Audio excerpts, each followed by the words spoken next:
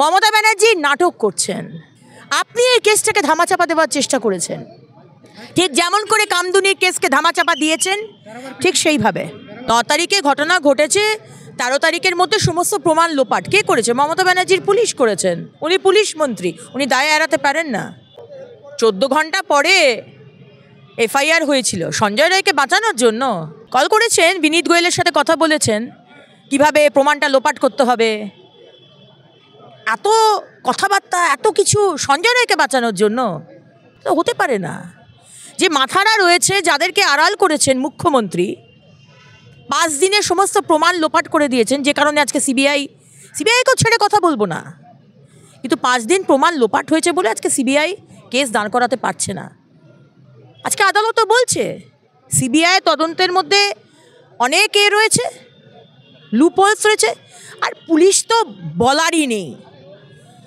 আজকে টালা থানাতে বসে কনস্পিরেসি হয়েছে, টালা থানার ওসি আর বাকিরা মিলে সঞ্জয় রায়কে বাঁচানোর জন্য হয়েছে, একটা সিভিক ভলেন্টিয়ারকে বাঁচানোর জন্য। আজকে হাসপাতালে দুর্নীতি নিয়ে কোনো কথাই হয়নি। আজকে অভয়ার বাবা মাকে ঘুষ খাওয়ানোর চেষ্টা করলো মমতা ব্যানার্জির পুলিশ সঞ্জয় রায়কে বাঁচানোর জন্য। তড়ি ঘড়ি করে আমাদেরকে প্রায় মেরে ফেলার জোগাড়। আমরা গাড়ির সামনে বসে গেছিলাম সেদিন রাত্রে, আমাদের বডির ওপর দিয়ে গাড়ি চালিয়ে চলে যাচ্ছিল। আমাদের মেরে দিলেও ওদের কোনো ক্ষতি ছিল না, ওরা ওদের কাজটা করবেই। মমতার পুলিশ, নির্মাল্য ঘোষ টিএমসির এমএলএ এবং সেখানকার কাউন্সিলর তড়িঘড়ি করে বডিকে পোড়ালো। 2টো বডি অলরেডি পড়েছিল সেখানে, তাদেরকে না পুড়িয়ে আগে অভয়ের বডিকে পোড়ানো হলো সঞ্জয় রায়কে বাঁচানোর জন্য। মমতা ব্যানার্জি নাটক করছেন। মহিলাদের জন্য কতটা এই সরকার চিন্তিত, মহিলাদের সুরক্ষা নিয়ে উনি দেখাতে চাইছেন।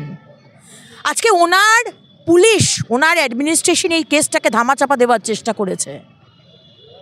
আর ওনার পুলিশ, উনি যার নেতৃত্ব দিয়েছেন, কারণ উনি পুলিশ মন্ত্রী, নেতৃত্ব উনিই দেবেন।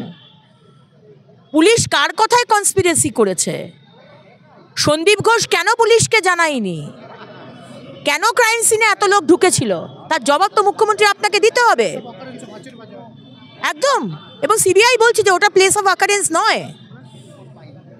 সন্দীপ ঘোষ রেপ করলো, সন্দীপ ঘোষ খুন করলো, সন্দীপ ঘোষ বলছি সঞ্জয় রায় রেপ করলো, সঞ্জয় রায় খুন করলো, সঞ্জয় রায় ওকে কাঁধে করে বডিটাকে নিয়ে এসে অন্য জায়গায় রাখলো। একটা মানুষের পক্ষে সম্ভব একটা 36 বছরের মহিলাকে এত কিছু করা? এর মধ্যে আরও অনেক লোক রয়েছে যাদেরকে আড়াল করা হয়েছে, আড়াল করা হচ্ছে।